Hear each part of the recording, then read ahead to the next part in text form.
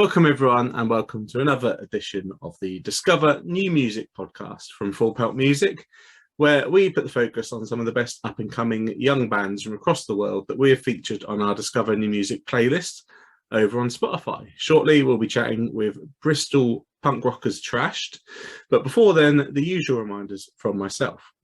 If you would, please do follow us on social media. We are on Facebook at Full Pelt and on Twitter and Instagram at Full Pelt Music. And again, if you would, please do hit that subscribe button, hit that like button, wherever you're watching or listening.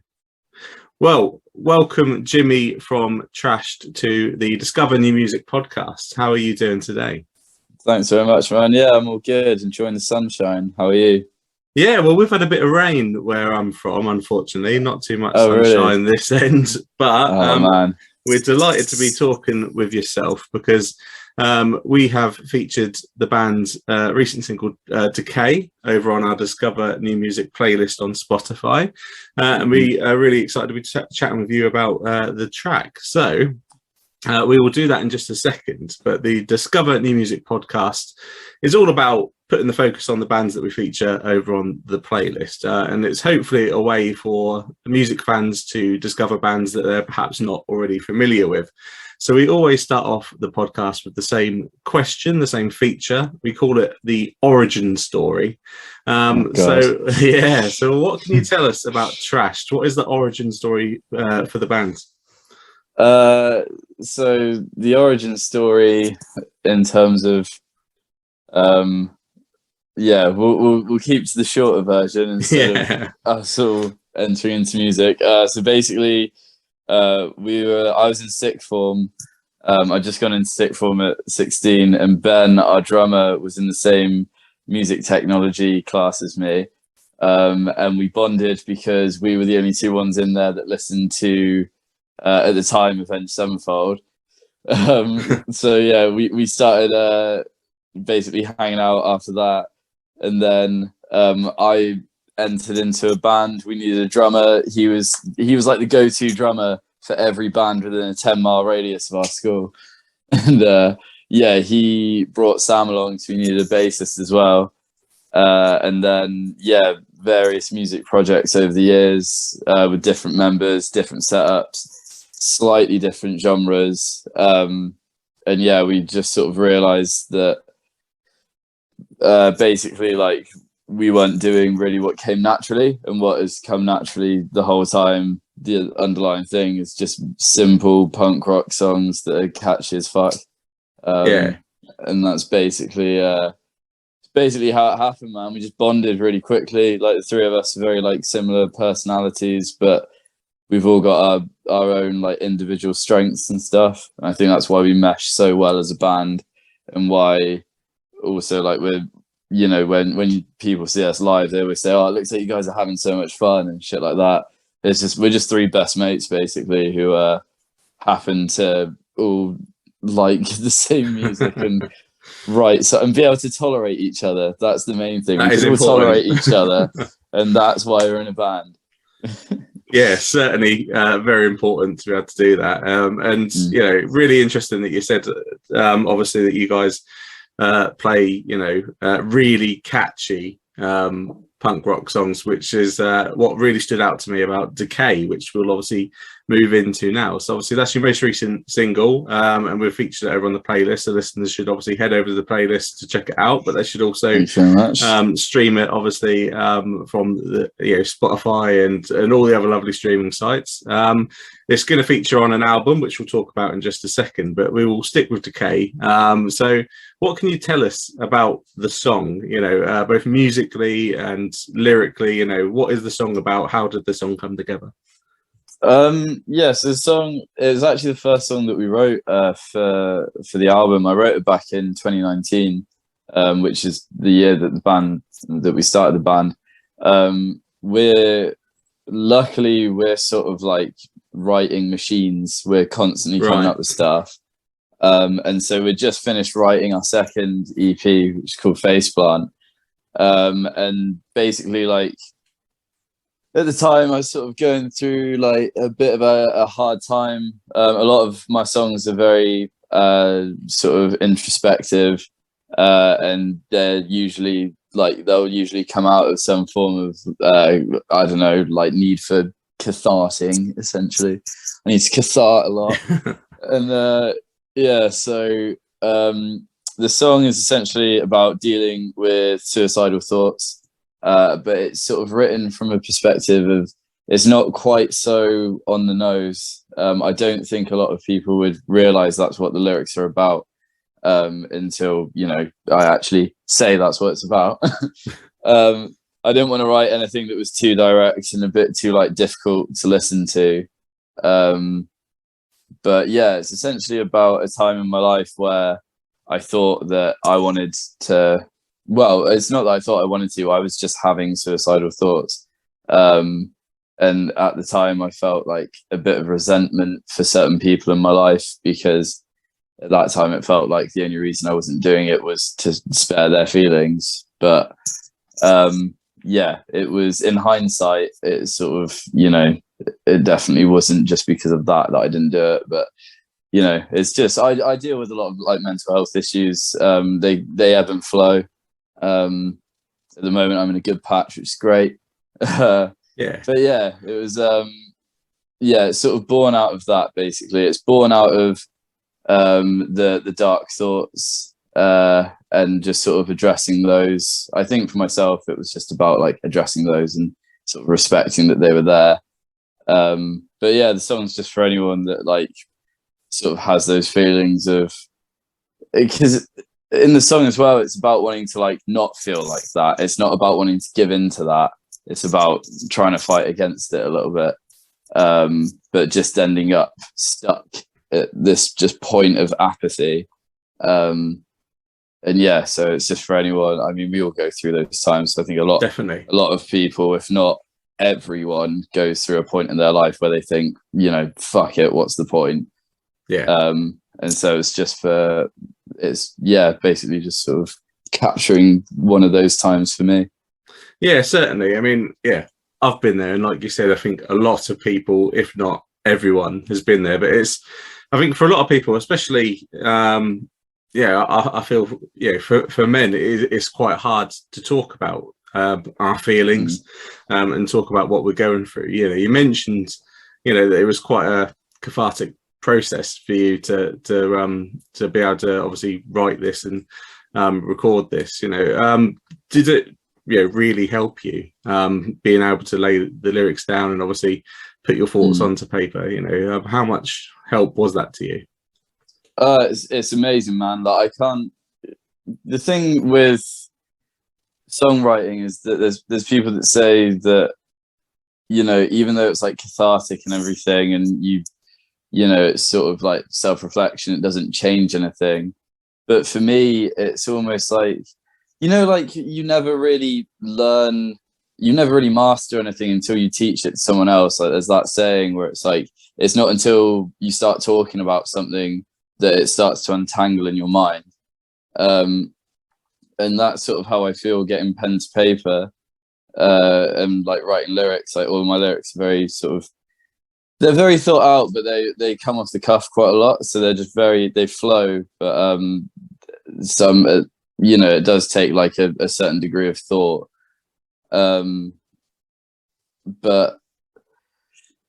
yeah, it's sort of like it definitely does help me. It's more like retrospective, it's sort of I'm taking account of what's happened. Whatever I'm writing about, I'm always then like reflecting on that, and it helps me quite a lot. And I've actually just recently been writing another song about a recent situation that I was feeling really overwhelmed by, and then I started writing the song and instantly I feel better. I don't know, for me it's like the way that I express myself. And I think that because I get that expression, I get a way to like let it out. I definitely find it helps me, and I think it's also makes all the songs like way more relatable. Definitely. It's not just like, oh god, what if I was this, or like here's another love song or whatever. It's like, here's a really fucking shit thing that happened. And it's like a lot of people like, yeah, I've been through something similar. So yeah. Definitely. But as you say, it's also at the end of the day, an upbeat song as well, which is fantastic. And speaking of reflection, as you just did, actually, it kind of leads us on to the title of your debut album that you're going to be putting out. Obviously, it's called Happy in Hindsight. So, what should fans expect from that debut album from yourselves?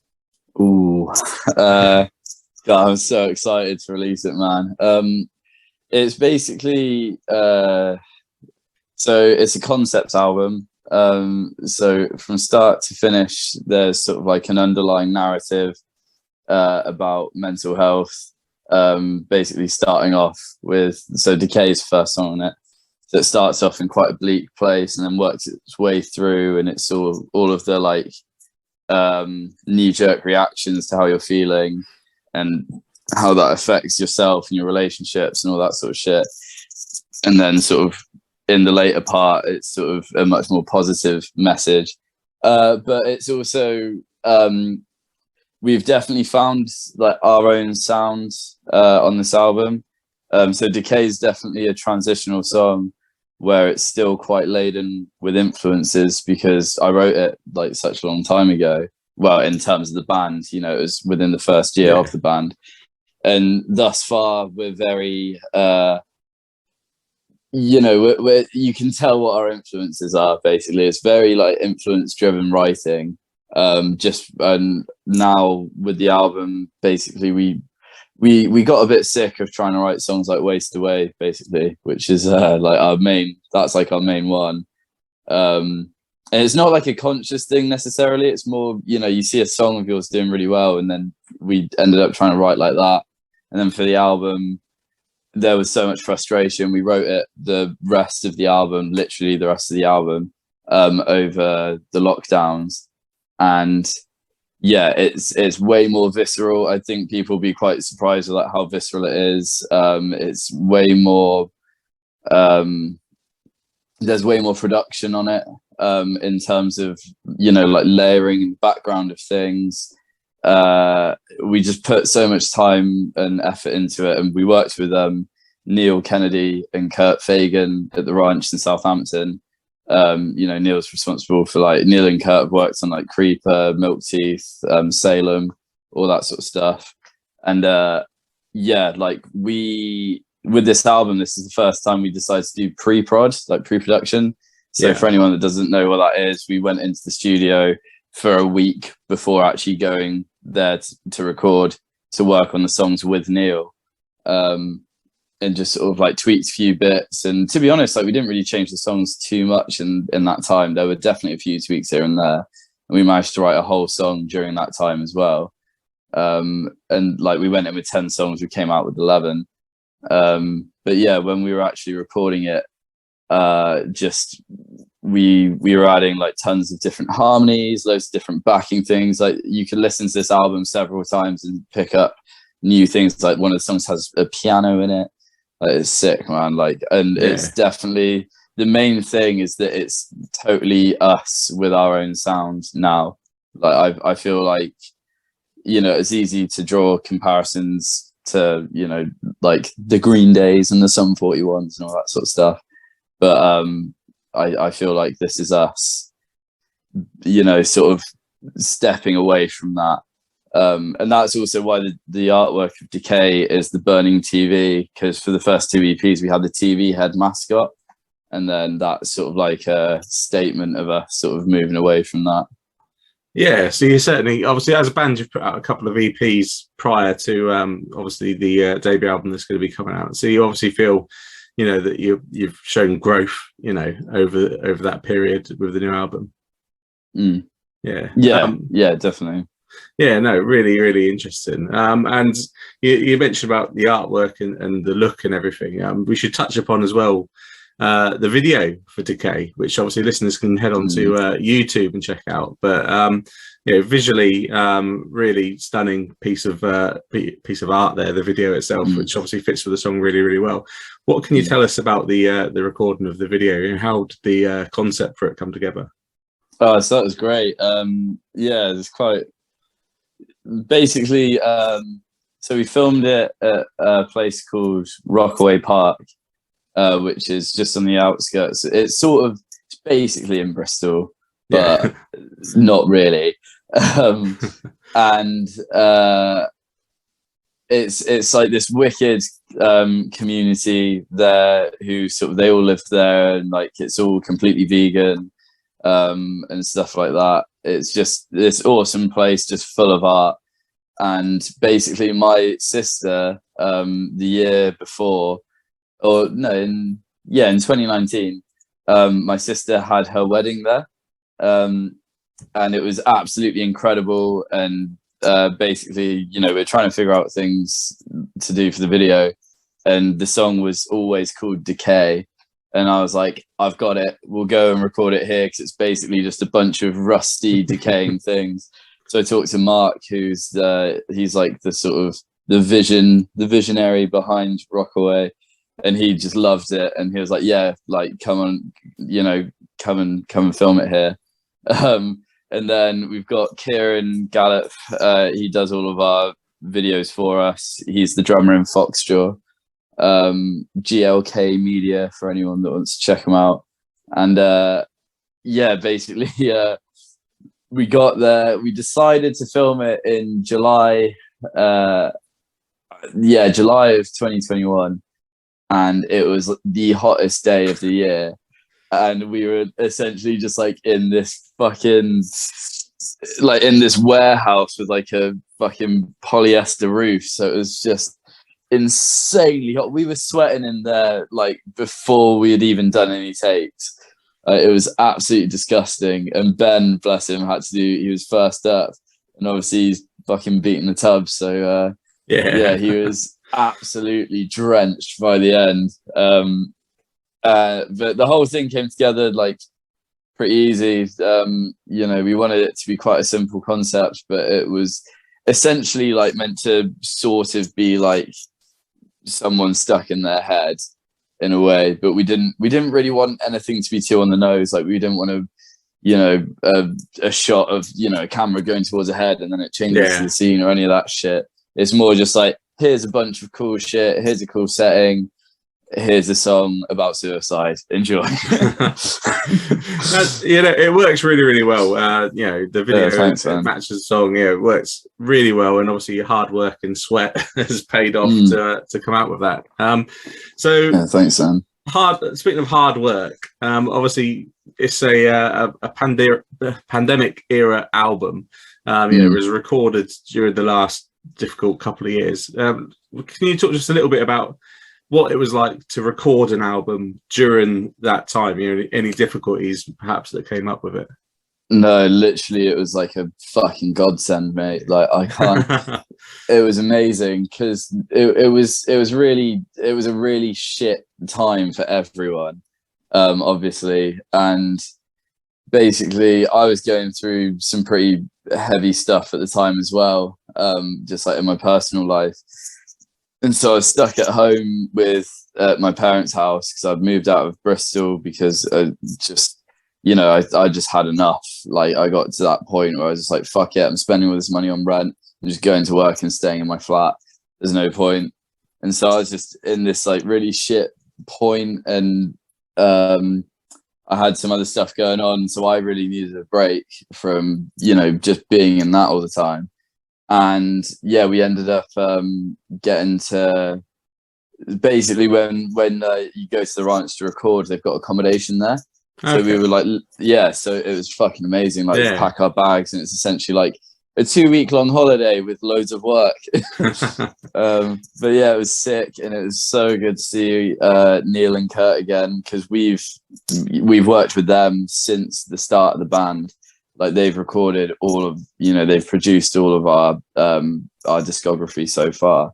And so it's just great to see them, great to see some different faces, and great to be sort of collaborating on something, because up until then, sure, like, we've gotten in rehearsal rooms together and stuff, but to have a big creative effort, and just the way that things came together, how quickly it all came together as well, and how much it all flowed. We were never really there scratching our heads at any point. It was all very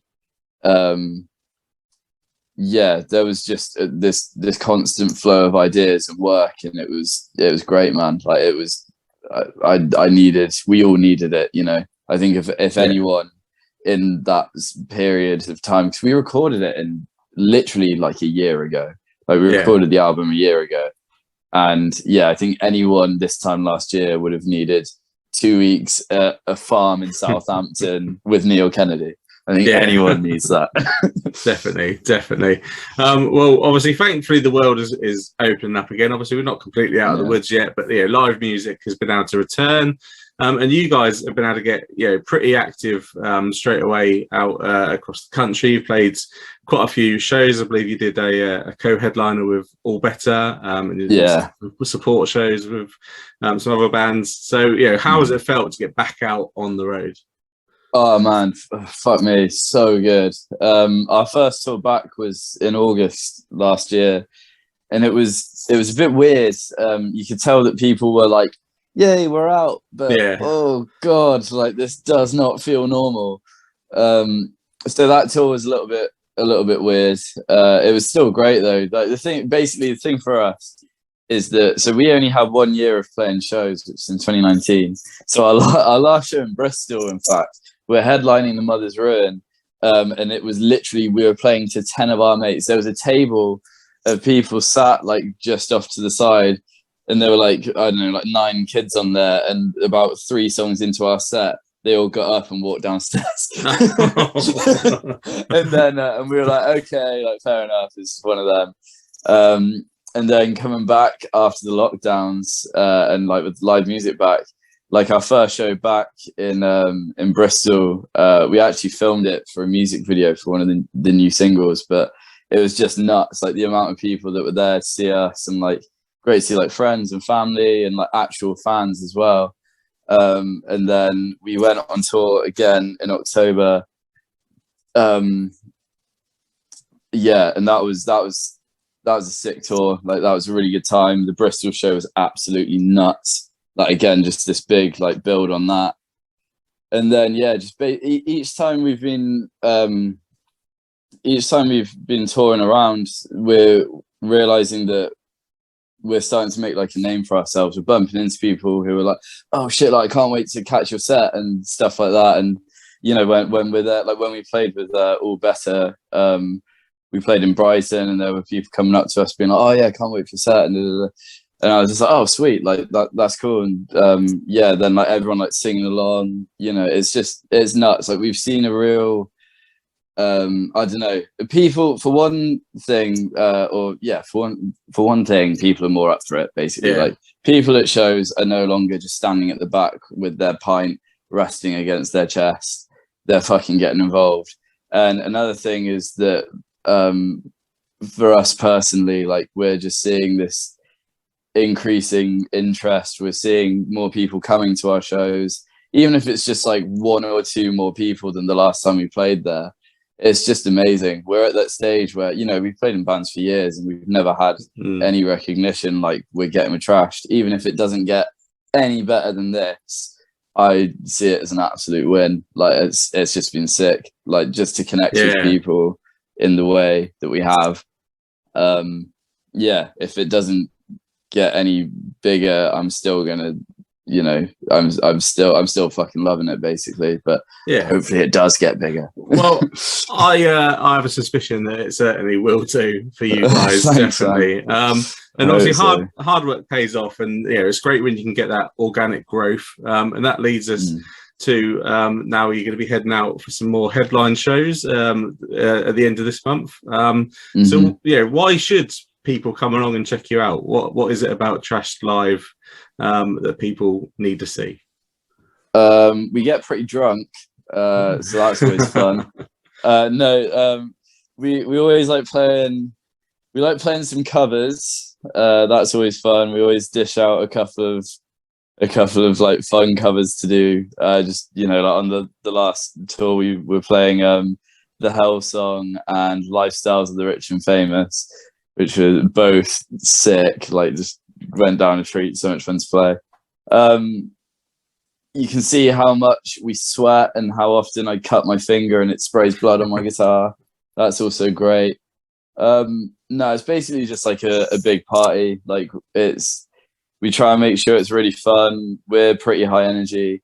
But also the main thing for us is we fucking love meeting everyone. There's, we won't just sort of be there stood with our mates, and then we'll go on and play and then come off and like, stand with our mates again. Like we go and talk with anyone that wants to talk. It's essentially just like people that come along to our shows, if they like us as a band, then they'll get to hang out with us, and either it'll ruin it and they'll think, God, those guys suck, or it's like, that was really cool, and yeah, like I've always got time. All three of us have got time for everyone. Like it's just sick. It's why we love doing it so much. So we play fun songs. We play it with a lot of energy. Sometimes like someone gets cut or something, usually me, and you get to hang out. So those are the main reasons. Oh, yeah. We're trying to do like some more stuff. Like we're trying to think, because we're getting to the stage now where, because we actually have people coming to the shows, and quite, whenever we play, like around wherever, like it's the same people come and they bring their friends and stuff like that. So we're playing to lots of the same people, and like obviously new people at the same time. But for those people that have already seen us before, we're trying to figure out ways that we can make things a bit more interesting, and for ourselves as well, just to keep it fresh and fun. But yeah, we're trying to think of ways that we can make our live shows even more of like an experience, basically. Just how to make people walk away with a massive smile on their face, because that's what it's about, really, at the end of the day. Oh, definitely. And it sounds like a good time to me. So anyone listening that fancies head along to a show, the best way these days to keep up with bands is on social media. So you can find Trashed on Twitter at Trashed Official, Facebook at Trashed Official, and then Instagram at Trashed_official. See, yes. It always gets me when a band, one of them stands out slightly. You got that underscore in there for one of them. So obviously, I'm guessing Trashed Official was taken by someone else. Yeah, man, so annoying. Because we tried to get just trashed, and every single account that was already taken called Trash were inactive, but they were just taken. So, oh man, I was like, it's so close. So it was a pain in the ass, but Trashed Official, and the underscore. I think that if you type in Trashed on Instagram, we're the top result. I think on all of them, we're always the top result if you just type in Trashed. So hopefully people seem to find us. So it's definitely, we must be getting some good metrics going on to get to the top of that list. And obviously that's where listeners need to head to keep up to date with everything Trashed. Obviously you've got those shows coming up, and you've got the album Happy in Hindsight coming out later this year. So there's a lot of Trashed for people to be sinking their teeth into. The last portion of our podcast is the same feature we always have. We call it Set List Science, and you've kind of probably touched on this a little bit in your last answer, because you talked about trying to find new ways to keep yourselves and the obviously attendees at the gigs entertained as you develop your career. The question for Set List Science is, how much attention do you pay to the curation of a set list, and have you got any rules that you try and follow? Yeah, definitely. Like, so recently we've always been opening with Yet Again, which obviously it's the first song, it's the opening track on our first EP, Yours Not Mine. And the EP, Yours Not Mine, not your EP, not mine. I almost made a joke there, but I let it slide, but you got it. Just because it's got the riff, it's got the higher up riff, and then we sort of drag it out a bit and do a bit of a build up for like a dun dun, and like just sort of build it up a little bit more. And it's great as well because when you actually slam into the riff, like I do a big scream with it and stuff like that, just build up the energy like instantly when we start. It's like, and here we are, like this is what we're doing. The first three songs we try and have all three like quite high energy, and the first two will be two that we can like ring into the next one. So once, Yet Again's done, we'll go into Isn't That Cute or something. And then we'll usually do, so it'll be 3 of our own songs, really high energy. Then we'll do a cover, because if there's people that don't know us, it gives, it's like, this is, what we like, this is what influences us. And also, so first time I went to see, we were playing in my old band with The Bottom Line and Weather State, and Weather State did a cover of Burnout, and it instantly made me fall in love with them, because it's like one of my favorite Green Day songs. It's a lesser known one, and I instantly connected with them, and I was just like, holy shit, that's amazing, and started listening to them, and it made me realize, like, oh shit, like that's because there was that, relatability there. So yeah, we'll go into a cover there. Middle of the set, we try and find things that are sort of a bit more. We've got a couple of like slower songs that are like a bit more groove orientated, and that's always great for us. Yeah, just to sort of chill out a little bit. If we've got a really rowdy show as well, it's good for everyone else. We try and keep the middle of the set a little bit more calm. Then we close that section off with another cover to build the energy up again. Because, again, if it's a song that everyone knows, like we'll do Lifestyles of the Rich and Famous on the last tour, and people go absolutely nuts. And then we close out with 3 songs and, almost always finish with Waste Away. And yeah, it just seems, it works. You want to you definitely want the start and the end of a set to be the strongest points. Yeah. In my opinion, you want to show people what you're here to do, and you want to leave people with, the last impression is definitely the most important, because that's what people walk away with. You can still remember the whole set, but then if the last song's a dud, it sort of overshadows the rest of the set, because we've all got really tiny attention spans. Yeah. But yeah, we definitely think quite a lot about what we're doing, but luckily with our sort of back catalogue of tracks and the stuff that we would cover, it falls into place pretty easy. Yeah, no, well, thank you for that insight. I always find it really, really interesting. And obviously, I think you've kind of described what I hear quite a lot of. I think they call it the energy curve, where obviously you start up and just sort of, I was going to say, you must hear that answer all the time.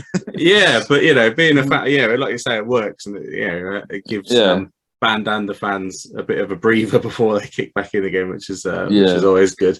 So Jimmy, it's been fantastic talking to you. Just listeners, obviously follow the band on social media. Obviously, if you can, head along to one of the shows. Obviously, please. Yes, definitely, and check out Decay. You can find it on the streaming platforms. You can find it on our playlist. You can also find the video on YouTube. So there's a lot more from Trash coming, so you need to make sure you're following them. And Jimmy, again, thank you so much for joining us. What would be your final message for listeners today? Well, first off, thanks very much for having me. It's been really fun. Pleasure. It's my first ever podcast that I've been on. And so we did a trash podcast. We did 3 episodes of a trash podcast before we lost motivation with it. But yeah, this has been sick. Just to go and listen to our music over and over and over again. That's what everyone should do. No, I think that just enjoy yourselves, be kind to yourselves, be creative, and don't let things get in your way. Just sort of, positive vibes, man. Have cold showers. Cold showers are fucking amazing. Makes you realize you can deal with a lot of bullshit. That's it. Just cold showers. And also go and follow us on Spotify. Yeah, and everywhere else.